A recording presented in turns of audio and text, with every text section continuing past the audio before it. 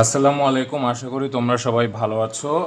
আজকে আমরা যে টপিকটা দেখব সেটা হলো আনসিন প্যাসেজ। এটা আসলে আনসিন প্যাসেজটা কি? এটা আসলে ইংলিশ ফার্স্ট পেপারের, তোমাদের ইংলিশ ফার্স্ট পেপারের একটা টপিক, এবং এইখানে আসলে ফার্স্ট পেপারের ভিতরে কোশ্চেন নাম্বার 4 এবং 5 বেশিরভাগ সময়ে এক এক সময় কোশ্চেন নাম্বার এক এক রকম থাকে। তো 4 এবং 5-এ তোমার আনসিন প্যাসেজের আন্ডারে প্রশ্ন হয় এসএসসি পরীক্ষায়। তো এখন যে জিনিসটা তোমাদের দেখতে হবে সেটা হলো যে এই আনসিন প্যাসেজটা আমরা কিভাবে আনসার করব। ঠিক আছে, এই আনসিন প্যাসেজটা কিভাবে আনসার করব এবং কি কি প্রশ্ন এখানে থাকে। তাহলে আমি বলে দিই, এখানে একটা প্যাসেজ থাকবে আনসিন বলতে অদৃশ্য, মানে এই প্যাসেজটা তোমাদের কোনো কমন পড়বে না। ঠিক আছে, এই প্যাসেজটা বাইরে থেকে থাকবে, পাঠ্য বইয়ের বাহিরে থেকে থাকবে। এর জন্যই এটার নাম কি হয়েছে, এটার নাম হয়েছে আনসিন। এখন এই আনসিন প্যাসেজটা যে কোনো একটা গল্পের মতো থাকবে, এবং ওই গল্প থেকে দুইটা প্রশ্ন মেনলি আনসার করতে হয়। একটা হলো কোশ্চেন নাম্বার 4, সেটা হলো ইনফরমেশন টেবিল,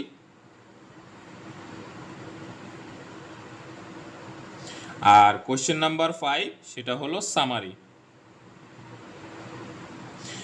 এখন এই ইনফরমেশন টেবিল মানে হলো তথ্য একটা বসাইতে হবে, একটা টেবিলে কিছু ছক দেওয়া থাকবে, সেখানে আমার তথ্য বসাইতে হবে। আর সামারি মানে হলো মূল ভাব, মানে যে গল্পটা থাকবে সেটার মূল ভাব।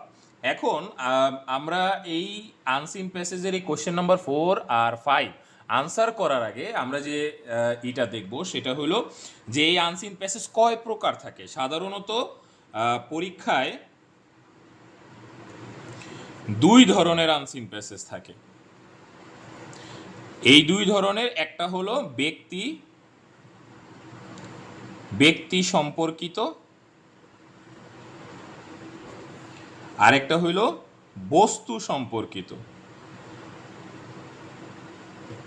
এখন এই যে ব্যক্তি সম্পর্কিত আর বস্তু সম্পর্কিত, এটা বলতে কি বুঝাই? এটা বলতে বুঝাই যে সাধারণত এই জিনিসটা কি থাকবে, এটা থাকবে কোনো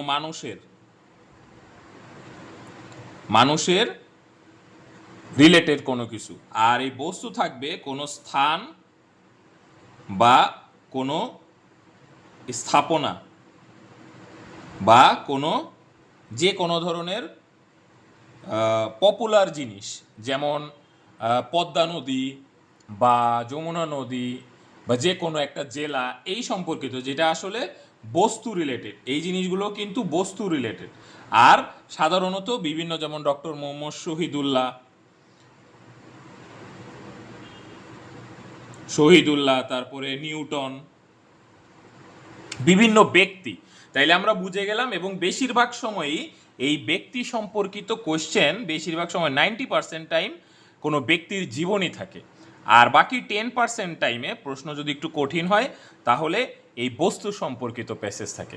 তাহলে মোটামুটি আমরা বুঝতে পারলাম যে কি প্রশ্ন থাকে। এখন আমরা কি করব, কিভাবে কোন প্রশ্ন আনসার করব। এখন এইভাবে এখানে বুঝাইলে তোমরা বুঝবা না, তাহলে চলো তোমরা একটা প্যাসেজ তাইলে দেখো, এখন আমরা একটা প্যাসেজ, স্ক্রিনে আমরা একটা প্যাসেজ দেখতে পারতেছি। এই যে প্যাসেজ, এই প্যাসেজের আদলে এই যে বলছিলাম একটু আগে, আমাদের কি করতে হবে, এই 4 আর 5 নাম্বার কোশ্চেন সলভ করতে হবে।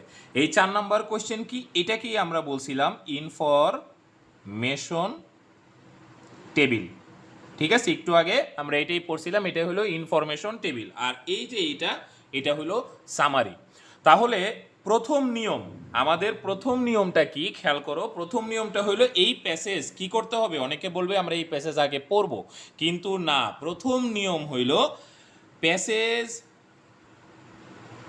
আগে পড়া যাবে না। প্যাসেজ আগে পড়া যাবে না। এই প্যাসেজটা তোমরা যদি পড়ো তাহলে তোমাদের সব সময় নষ্ট হবে। তাহলে কি করতে হবে, আগেই আনসার করতে হবে। আগেই আনসার করে তারপরে আনসারটা করার সময় আমি প্যাসেজটা পড়বো। অনেকে বলবে স্যার এটা কেমনে, প্যাসেজ না পড়লে আনসার করব কেমনে? এইটাই আজকে তোমাদেরকে দেখাবো, যে প্যাসেজ না পড়ে আগে এখান থেকে শব্দ খুঁজে খুঁজে বের করে আনসার করতে হবে, তাহলে তোমার এই সময়টা বেঁচে যাবে প্যাসেজ পড়ার সময়। আচ্ছা, এখানে দেখো, খেয়াল করো, এই যে এখানে কিছু এই টেবিলের যে হেডলাইন, এই হেডলাইনে কিছু শব্দ আছে, ঠিক আছে? ইভেন্ট, ইয়ার টাইম, প্লেস, অ্যাচিভমেন্ট, এগুলো আসলে কি? এই শব্দগুলোর অর্থ আমাদেরকে একটু জানতে হবে। তাইলে দেখো আমরা এই টেবিল সলভ করার আগে এই যে স্ক্রিনে আমরা কতগুলো শব্দ লিখছি, ঠিক আছে? এই শব্দগুলাই হইলো এই টেবিলের হেডলাইন। দেখো হু, হু মানে কে, হোয়াট মানে কি, সিচুয়েশন মানে অবস্থা, ওয়েন, টাইম, ইয়ার, ডেট মানে কি সময়। এই সময়টা সালও হইতে পারে, তারিখও হইতে পারে, মাসও হইতে পারে, দিন হইতে পারে, মানে যে কোনো একটা দিলেই তুমি বুঝবা ওইটা হলো সময়। আচ্ছা, এরপরে ওয়ার বা প্লেস, দেখো জায়গা বা স্থান। এই জায়গা কি হইতে পারে? শহর বা যে কোনো দেশ বা কোনো এলাকার নাম হইতে পারে।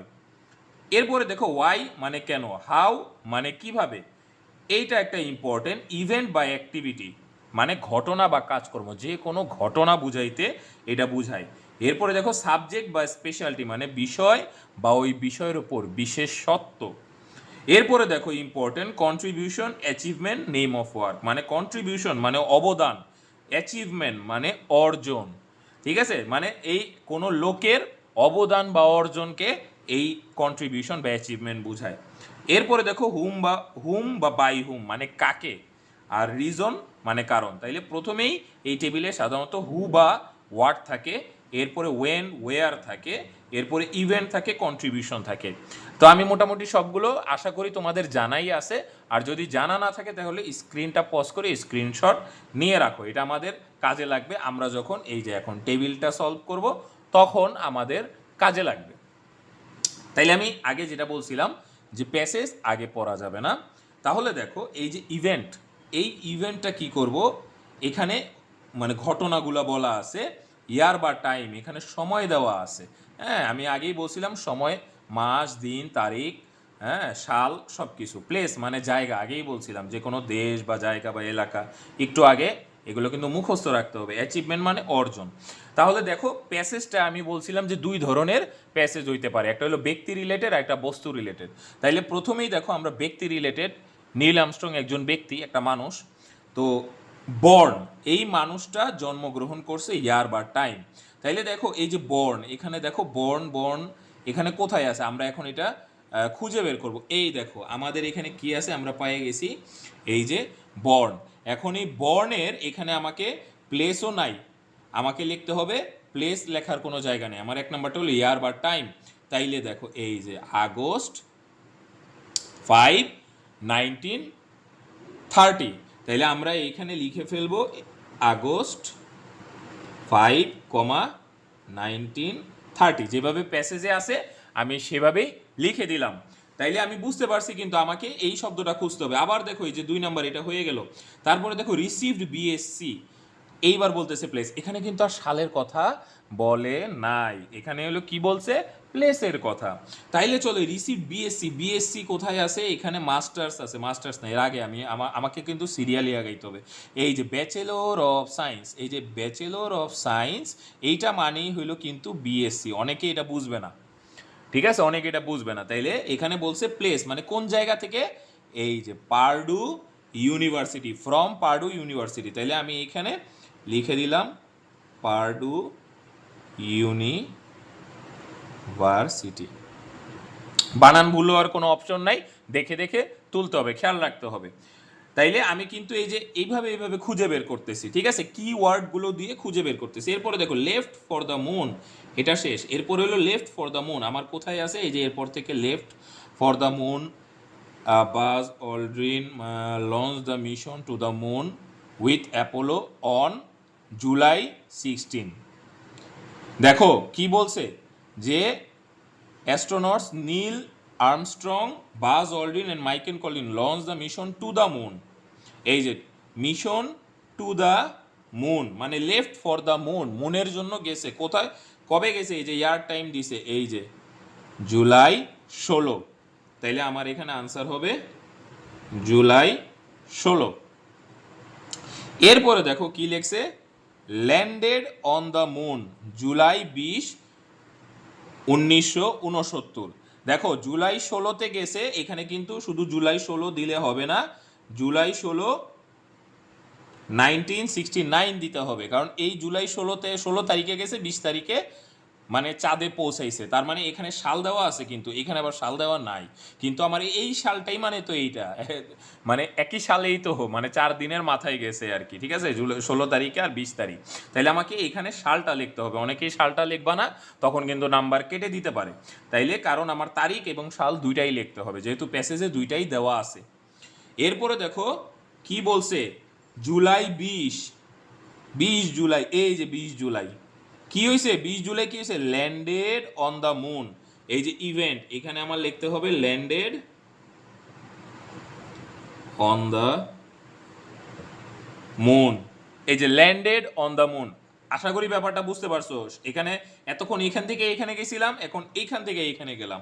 এই যে জুলাই 20 দেওয়া আছে, এই জুলাই 20 খুঁজে বের করলাম, এবং এই ইভেন্টটা হলো ল্যান্ডেড অন দ্য মুন। এই দেখো এখানে আবার কি করছে, অ্যাচিভমেন্ট দেওয়া। এই অ্যাচিভমেন্টটা কি বলো তো, এই অ্যাচিভমেন্টটা কি হইতে পারে? তাইলে এখানে আমার অর্জন দেখাইতে হবে। Neil Armstrong first stepped onto the surface and then Aldrin. They explored the surface and gathered moon rocks for over 2 hours. After exploring the surface, they rejoined Collins in the orbiting mothership. তাহলে এইখানে দেখো landed on the moon, achievement কি হবে, first step অনটু the surface. এই যে এটা হইল অর্জন, অর্জন কি হয়েছে, first stepped on to the surface। এবং এরপরে দেখো ডাইড, মানে কে মারা গেছে, নীল আর্মস্ট্রং মারা গেছে। এই যে Neil Armstrong passed away, passed away মানেই মারা গেছে, ডাইড আর পাস্ট অ্যাওয়ে কিন্তু একই জিনিস। তাইলে আমরা আবার এই যে তারিখটা এখানে লিখে দিব, এখানে ইয়ার চাইছে, তাইলে অগাস্ট 25, 2012। তাইলে আশা করি তোমরা এই প্যাসেজের সলভটা বুঝতে পারছো। মানে যেটা দেওয়া থাকবে ওইটা ধইরা শব্দ আমার খুঁজতে হবে, খুঁজে খুঁজে তারপরে এখানে তথ্যটা বসাইতে হবে। আগে প্যাসেজ পড়লে হবে না, এখান থেকে খুঁজে খুঁজে বের করে প্যাসেজ পড়তে হবে। এখন দেখো এরপরে write a summary of the above passage, মানে এই যে প্যাসেজ, এই প্যাসেজের সামারি, মূল ভাব লিখতে হবে। এইটা একটু তোমাদের প্র্যাকটিস করতে হবে। দুইভাবে লেখা যায়, যদি ব্যক্তি প্যাসেজ থাকে তাহলে একভাবে লিখতে হবে, যদি বস্তুর প্যাসেজ থাকে তাহলে আরেকভাবে লিখতে হবে। তাহলে চলো আমরা, যেহেতু এটা ব্যক্তির প্যাসেজের তোমাদের আজকে একটা নিয়ম দেখাবো শর্টকাট, যে নিয়মটা ফলো করলে তোমরা প্যাসেজ লিখতে পারবা। এখন প্রথমে কি কি করা যাবে না সেইটা আগে জানতে হবে। এখন প্রথম যে জিনিসটা করা যাবে না, দেখো আমরা কি কি করা যাবে না এটা আমরা আগে ডান পাশে লিখতেছি, ঠিক আছে, কি কি করা যাবে না, এই যে করা যাবে না, এটার মধ্যে প্রথম জিনিসটা হইল লাইন কপি। এই যে অনেকে কি করে, এই যে প্যাসেজ আছে তোমাদের, এই প্যাসেজটা খেয়াল করো, এখান থেকে হুবহু লাইন কপি করে, এই লাইনটা পুরাটা তুলে দিলাম, আবার এই মাঝখান থেকে একটা লাইন পুরাটা তুলে দিলাম, আবার আরেকটা লাইন তুলে দিলাম, আবার আরেকটা লাইন তুলে দিলাম। এই লাইন যদি তুলে দাও হুবহু, তাইলে কোনো মার্ক পাবা না, তোমাদের একটু ঘুরাইয়া লিখতে হবে। এখন এই ঘুরাইয়া কিভাবে লেখা যায় এটা প্র্যাকটিস করতে হবে। তাহলে চলো প্রথমে আমরা যেটা দেখলাম যে লাইন কপি করা যাবে না, তা এরপরে লেখো বেশি বড় লেখা যাবে না। অনেকে কি করে, এই পুরা প্যাসেজটা তুলে দেয়, যে সামারি লিখতে বলছে আমি হুবহু পুরা প্যাসেজ তুলে দিলাম। এখানে কিন্তু একেবারেই মার্ক একেবারে দেখা যায়, যদি 10 থাকে তাহলে 1-2 দিবে, তোমার এর বেশি দিবে না, তুমি যদি হুবহু পুরাটা তুলে দাও। এটা তোমাদের বুঝতে হবে। তাইলে প্রথম কথা হলো আমি লাইন কপি করতে পারবো না হুবহু, আবার পুরাটাও তুলে দিতে পারবো না। এখন আমাদের তাহলে কি করতে হবে, আমাদের যেটা করতে হবে সেইটা এখন দেখো, এইটা এখন এই বাম পাশে লিখব, যে কি কি লিখতে হবে, কি কি লিখতে হবে। এখন এই কি কি লিখতে হবে, প্রথম কথা হলো যে আমার কতটুক লিখব, প্রথম তোমাদের যে তোমরা যে জিজ্ঞাসা করবা যে স্যার আপনি যে বললেন বেশি বড় লেখা যাবে না, তাহলে কতটুকু লিখবো? আচ্ছা, কতটুকু লিখবো এটা তোমাদের একটা প্রশ্ন হওয়া উচিত। এই প্রশ্নের উত্তর আমি তোমাদেরকে দিয়ে দিই যে একটা সামারি যে প্যাসেজটা দেওয়া থাকবে এই প্যাসেজটার 3/1 লেখা উচিত। এখন প্যাসেজটা যদি একটু ছোট থাকে তাহলে এই রুলটা ফলো করতে পারবা না, যদি প্যাসেজটা একটু বড় থাকে তাহলে এই রুলটা ফলো করা যায়। যেমন ধরে নাও হাতে গুইনে তোমার 6 থেকে 7টা লাইন লেখা উচিত, তে একটা থাম্ব রুল, এটা 6 থেকে 7 লাইন, তাইলে 6 থেকে 7 লাইন লিখতে হবে। এখন কি কি লিখতে হবে ওই লাইনে? তাইলে যদি ব্যক্তি হয়, ব্যক্তি রিলেটেড, আমি বলছি কি ব্যক্তি সম্পর্কিত প্যাসেজ যদি হয় তাহলে প্রথমে কি লিখতে হবে? জন্ম, জন্ম মানে বর্ন, ঠিক আছে, লিখতে হবে। এরপরে লিখতে হবে, দেখতে হবে যে সেখানে কি মানে শিক্ষা আছে কিনা, মানে তার এডুকেশন, ঠিক আছে, এডুকেশন আছে কিনা। এরপরে তোমার দেখতে হবে যে তার কাজ কি, ঠিক আছে, সে কি করে, প্রফেশন, সে অ্যাকচুয়ালি কি কাজ করে, তার পেশা, কাজ বা পেশা, তাইলে প্রফেশন। 4 নম্বরে কি দেখতে হবে? 4 নম্বরে দেখতে হবে যে তার অবদান, মানে কন্ট্রিবিউশন, এবং লাস্ট যে জিনিসটা দেখতে হবে যে তার মৃত্যু, মানে ডেথ।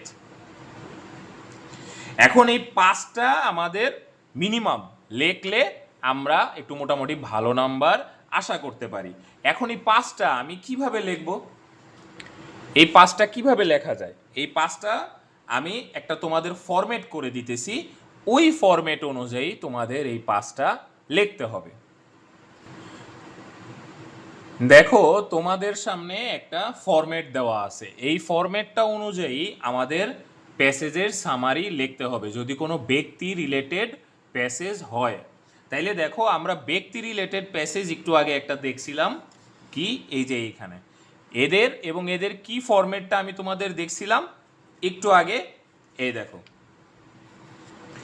এই 5টা জিনিস আমাদের সিরিয়াল বাই লিখতে হবে। তাইলে ফার্স্টে বর্ন মানে জন্ম কোথায়, তাহলে দেখো এখানে নামটা লিখতে হবে, ব্যক্তির নাম, কার নাম? ব্যক্তির নাম। এখন এখানে দেখো অন, অন এখানে কি করতে হবে? অন ইন দেওয়া আছে, দেখো যদি প্যাসেজে জায়গা থাকে তাইলে এইখানে স্থানের নাম লিখতে হবে, ঠিক আছে, যে জায়গায় দিছে এর আগে এর এখানে সাল লিখতে হবে, আর এখানে মাস লিখতে হবে, মাস অথবা তারিখ, ঠিক আছে। তাহলে was born on August 5 in 1930, ঠিক আছে, প্যাসেজ অনুযায়ী যে প্যাসেজটা একটু আগে। এরপরে স্থান লিখতে হবে, যে জায়গায় জন্ম নিছে। এরপরে দেখো এখানে আমাদের কি করতে হয়েছে, এখানে 3টা দিছি, হি গ্র্যাজুয়েটেড, শিক্ষা, এরপরেরটা এই যে মনে আছে শিক্ষা, তাইলে দেখো শিক্ষাটা যদি এখানে অবলিক কেন দিছি, 3টা দিছি, গ্র্যাজুয়েটেড, পাস্ট, কমপ্লিটেড। প্যাসেজে যেটা থাকবে ওইটা তোমরা লিখবা না, কারণ প্যাসেজের হুবহু লাইন কপি করা যাবে না। এখানে প্যাসেজে শিক্ষা দিয়ে কি লিখছিল দেখো তো, হি received a bachelor degree, Perdue, masters, এখানে এই 3টা শব্দের কোনোটাই নাই, তাইলে আমরা কি লিখতে পারি? আমরা যে কোনো একটা দিতে পারি। তাইলে ধরো কমপ্লিটেড দিলাম, এখানে he completed his dash degree, তাইলে এখানে কয়টা ডিগ্রি আছে? 2টা ডিগ্রি আছে, ব্যাচেলর ডিগ্রি আর মাস্টার অফ সায়েন্স ডিগ্রি। তাইলে দেখো এই ব্যাচেলরটাকে বিএসসি লিখবা তোমরা, আর এই মাস্টার অফ সায়েন্সটাকে কি লিখবা? এমএসসি। একটু চেঞ্জ করে লিখবা, লাইন টু লাইন কপি করা যাবে না। তাইলে এই যে বিএসসি এমএসসি লিখলা, তাইলে কি করতে হবে? His BSc and MSc degree from dash, from কোথায় আছে? এই দেখো ফ্রম পার্ডু ইউনিভার্সিটি, এবং এরপরেরটা কি ইউনিভার্সিটি অফ সাউথ ক্যালিফোর্নিয়া, তাহলে দুইটা সিরিয়ালি লিখতে হবে, আগে ফ্রম পার্ডু ইউনিভার্সিটি লিখবা অ্যান্ড কি লিখবা ইউনিভার্সিটি অফ সাউথ ক্যালিফোর্নিয়া, এবং এই যে পরপর দুইটা লেখলা এর জন্য এখানে রেসপেক্টিভলি মানে যথাক্রমে, রেসপেক্টিভলি শব্দটা হইল যথাক্রমে। এই বিএসসির জন্য পার্ডু আর এমএসসির জন্য university of south California, respectively শব্দটা লিখতে হবে। তাইলে আমি কিন্তু অনেক কিছু চেঞ্জ করে লিখলাম, ঠিক আছে, এখানে আমি অনেক নাম্বার পেয়ে যাব, হুবহু লিখলে নাম্বার পাবো না। তারপরে দেখো হি ওয়াজ ড্যাশ, মানে এখানে বলতেছে এরপরে কি লিখতে হবে কাজ। আচ্ছা, তার কাজ বা প্রফেশনটা কি ছিল, এইখানে প্যাসেজে কিন্তু কিছু এই শব্দ ওইভাবে লেখা নাই। সে আসলে কি ছিল, এটা এই নীল আর্মস্ট্রং চাঁদে বা এই যে মহাকাশের যে কাজ করে এদেরকে কি বলে, এদেরকে বলে যে কি মহাকাশচারী, এর ইংরেজিটা হলো astronaut. Astronaut, he was an astronaut, তাইলে হি ওয়াজ অ্যান অ্যাস্ট্রোনট। তা এরপরে দেখো কন্ট্রিবিউশন লিখতে বলছে, অবদান, তাইলে হি ওয়াজ ড্যাশ, তাইলে তার অবদান কি, দেখো এখানে প্যাসেজের ভিতরে তার অবদান হইল সে প্রথম মানুষ যে চাঁদে পা রাখছে এটা, এবং এরপরে কি করছে যে চাঁদ থেকে সে পাথর নিয়ে আসছে, মানে প্রথম এই অ্যাপোলো 11-এ করে। তাইলে যে জিনিসটা আমাদের একটু বানায় লিখতে হবে, হুবহু লেখা যাবে না। তাইলে দেখো he was the first person who landed on the moon and gather rocks। এই দেখো এইটা কিন্তু আমি বানায় লিখলাম, এই ভাষাটা এখানে হুবহু প্যাসেজের ভিতরে নাই, তাইলে আমি নাম্বার পাইয়া যাব। তাইলে আমাদের একটু কি করতে হবে, একটু বানায় লিখতে হবে, the first person who landed on the moon and gather rocks. এরপরে দেখো হি ডাইড আর পাস্ট হয়ে, যদি ডাইড থাকে প্যাসেজে তাহলে তুমি এখানে পাস্ট হয়ে লিখবা, আর যদি পাস্ট হয়ে থাকলে তুমি ডাইড লিখবা। তাইলে দেখো এখানে কি আছে, এখানে পাস্ট অ্যাওয়ে আছে, তাইলে আমি এখানে পাস্ট অ্যাওয়ে লিখবো না, আমি ডাইড লিখবো প্যাসেজে। তাহলে হি ডাইড অন, আবারও বলছি অন থাকলে মাস বা তারিখ আগের মতো, আর ইন থাকলে স্থান বা সাল। তাইলে এইখানে কি আছে, মাস আছে আগস্ট 25, 2012, তাইলে অন আগস্ট 25 ইন 2012। তাইলে আমরা এই যে প্যাসেজটা লিখলাম আমরা কি করলাম, আমরা হুবহু কিন্তু এই প্যাসেজ থেকে কোনো লাইন চুরি করতে পারবো না, চুরি করলে নাম্বার পাবো না, নাম্বার কেটে দিবে। তাহলে মোটামুটি আমরা কিন্তু ব্যক্তি রিলেটেড একটা প্যাসেজ আমরা শেষ করে ফেললাম। তাহলে আমাদের এই ব্যক্তি রিলেটেড প্যাসেজগুলাই আগে প্র্যাকটিস করতে হবে, বেশিরভাগ সময় এটা থাকে। এর পরের ভিডিওতে আমরা কি করব, বস্তু রিলেটেড বা কোনো জায়গা যদি দেয় তাইলে কি হবে সেইটা আমরা দেখব।